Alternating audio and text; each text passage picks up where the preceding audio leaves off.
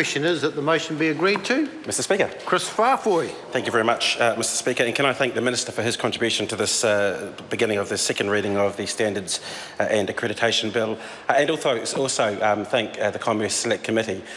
We supported this bill at first reading because we wanted this bill to go through the Select Committee process. We had concerns that we expressed at the first reading, and we thought because we wanted to hear from the sector, or those who are experts in putting the standards process together, we wanted to make sure that the concerns that we had heard from the industry and that we had ourselves got a public hearing. And it wasn't an adversarial Select Committee process. It was respectful, and we heard a lot of submissions from people who are experts in this area. But Mr Speaker, from those submissions only solidified our concerns that we had at the first reading of this bill, and therefore from this stage on, unless we see a significant amount of amendment at the committee stage, and I'm not necessarily that hopeful of that will challenge, Labor will not continue to support the Standards and Accreditation Bill through its further passage through Parliament. It may sound like a mundane piece of legislation, but it actually is very important. Standards affect us every day, whether it be in a health and safety setting. The processes we use, Mr Speaker, are very important in a health and safety context, and some of the equipment that we use, and some may have varying degrees of opinions as to what kind of standards we should have in our health and safety area. But it is very important, Mr Speaker, that we do have standards to make sure that workers and their customers and anyone else who's in a workplace is as safe as it possibly can be. Of course, we've seen through the Christchurch earthquake that having standards around construction are very important, and there has been a Royal Commission into one particular incident, so making sure we have the process right in terms of building and construction, Mr Speaker, and what is proposed in this bill is very important in terms of the safety of our buildings for the population of New Zealand. And also, in an electronic sense, we're becoming a much more digital world, and we need to make sure that we've got good standards in place there. So while it might sound mundane, it's very important that we have a very effective and sustainable standards process. But Mr Speaker, we don't believe that the proposals in this bill, for a number of reasons, will create an effective and sustainable process for coming up with standards in New Zealand. Mr Speaker, and there are a number of areas that we had concerns on before the Select Committee process, and we continue to have them. They do go to the independence of the new body that is created within the bill. As the Minister said, the standards body that precedes the new body is to be disestablished and is going to be morphed into MOBI, one of the super ministries of Stephen Joyce.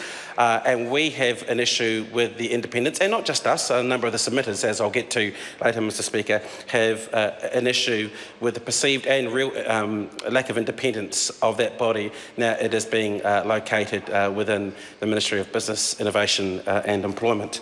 Mr Speaker, the Minister also mentioned that that one of the key drivers of this piece of legislation was to make sure that the standards process was financially sustainable, and we and others through the Select Committee process have real concerns about that. And also, Mr Speaker, about the ability to produce public good standards and who pays for that.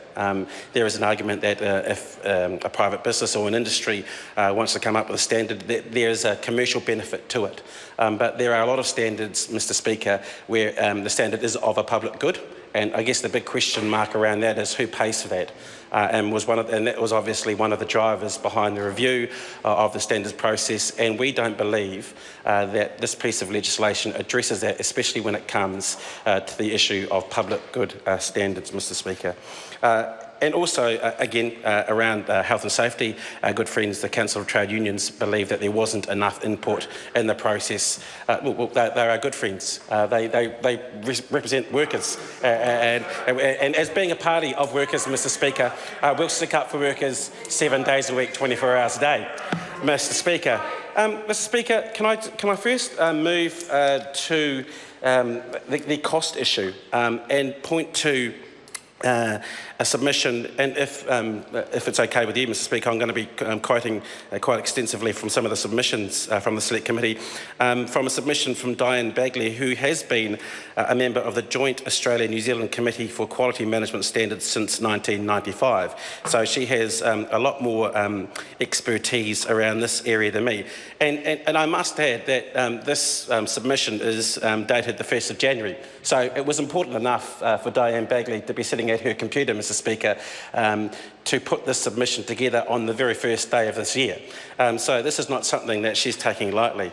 But her submission, Mr Speaker, does say that the fifth objective in the overview was around the financial sustainability of the standards process. And she said it is a practical rather than strategic imperative and could conflict with the first three objectives.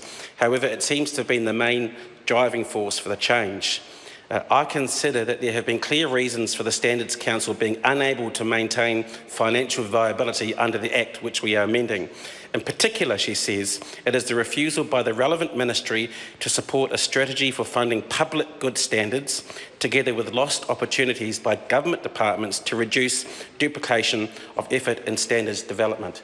Mr Speaker, I think what you've got there is a clear indication from someone who has 20 years in this area, who has a major concern that when it comes to those public good standards that I talked about before, ones where someone might not necessarily, or a commercial entity, might not necessarily be the one that wants to front up with a bill, there is an onus, Mr Speaker, on the government of the day to fund the Standards Council, as it stands currently, to make sure that those public good standards are done.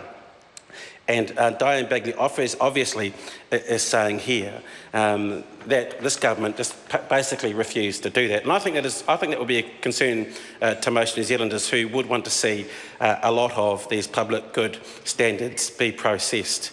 She also went on to say that the British Standards Institution pointed out in 2012 that it was extremely rare that a national standards body exists with no financial support from the government. That is the BSI looking at our situation, Mr Speaker, and that the development of standards and active engagement by New Zealand and the international standards community are essential parts of infrastructure for, Mr Speaker, I want to make sure I emphasise this, for trade, innovation and consumer protection. So, Mr Speaker, here we have an expert in her field saying that by the very fact, Mr Speaker, that this government is kind of stepping away from its responsibility to properly fund the standards process, that in the eyes of the international sector who look at standards, this could seriously affect our reputation and our future in trade, innovation and consumer protection.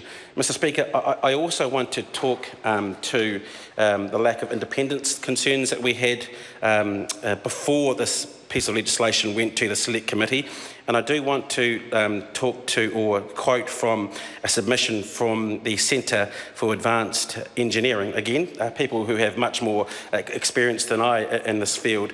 And in their very opening remarks in their submission, Mr Speaker, and I quote again, they say that the bill presents a very major change to the way standards are prepared and approved. The Centre for Advanced Engineering is concerned about the lack of rationale for these changes and that the bill contains provisions which appear unworkable, that much detail about how the new system will work remains unclear, and that the proposals could lead to significant dysfunctionality and poor outcomes for industry. Now, they go on to list some examples of what they think may happen, Mr Speaker, and I do acknowledge that the Minister did say that there were a number of changes that were made in Select Committee, but, Mr Speaker, that goes nowhere near close enough of the concerns that we have for the lack of independence for the new standards body now that it is going to be put within the Ministry of Business, Innovation and employment. Mr Speaker, this decision was not taken lightly because we know that this process is very important for every New Zealander in everyday life and every walk of life. We want to make sure we get the standards process right.